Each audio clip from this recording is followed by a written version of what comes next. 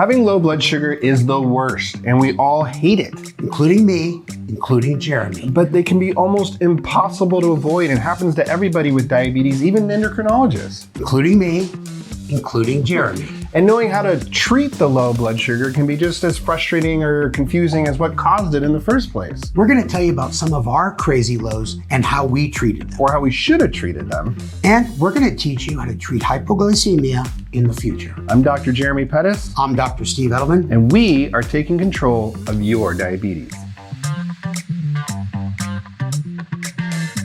All right, so bad lows can happen to everybody, including Steve and I, right? So, we're endocrinologists. We have all the technology. We have all the things, right? Like, we should never get low or have a bad low. Wrong. So we're going to tell you some stories about some crazy lows that we've had to just show how, this can happen to anybody. You have to be prepared, and that's really it. So, Steve, tell us your story. This one I still have nightmares over. I was going to work. I usually walk up the steps. I took the elevator. I had a ton of stuff. As soon as I pushed the button, the lights went out. The button on the elevators didn't work. The emergency telephone was disconnected, but I was getting low. I was getting shaky, weak, sweaty. And so I go to my backpack. All my glucose tab containers are empty because I did not fill them the last time I got low. I didn't have a glucagon, kit with me. And I was getting lower and lower. And what did you have with you? Beef jerky. I wasn't going to mention that. It's too embarrassing. And at one point, I was getting what we call neuroglycopenic symptoms. I felt weak. I laid down on the elevator floor. I was getting a little bit confused, and eventually, the elevator repair guy came out. He had to help me up.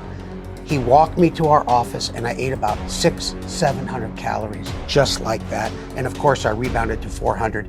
It was a scary moment thinking that I was going to pass out in an elevator with no help. Yeah.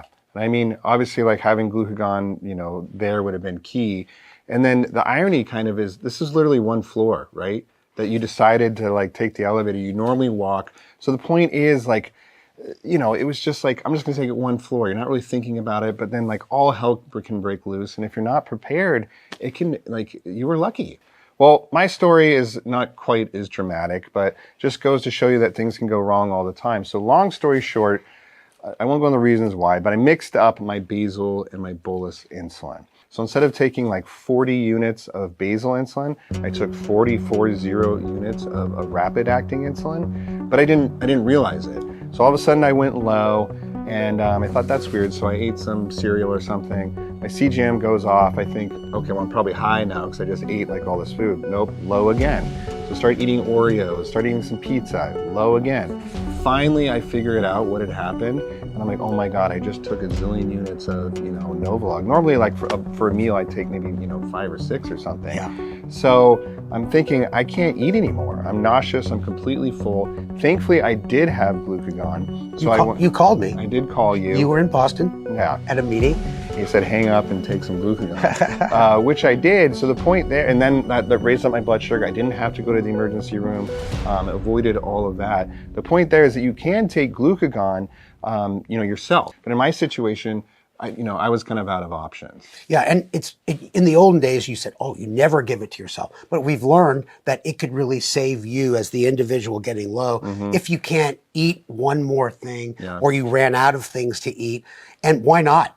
It could save you from a trip to the emergency room and end up in the hospital. And so often patients will say to me, I don't need glucagon because I've never needed it. Well, guess what? You don't need it until you need it. And I had never used it, I don't think, before, but thank God I had it that time. And you certainly could have used it in that elevator. So we want to hear from you. Please let us know in the comments. I'm sure you've had crazy low stories. What happened? How you recovered? All of that. We'd love to hear about it. So here are the takeaways. Diabetes it sucks, and you can get low blood sugar. It's very common, so you have to be prepared. Have carbs everywhere, something by your bed, something in your car, something in your work bag, and you need to have glucagon. These newer formulations are easy to administer. They have a 2-year shelf life, but it's easy to let them expire. So make sure you talk to your provider.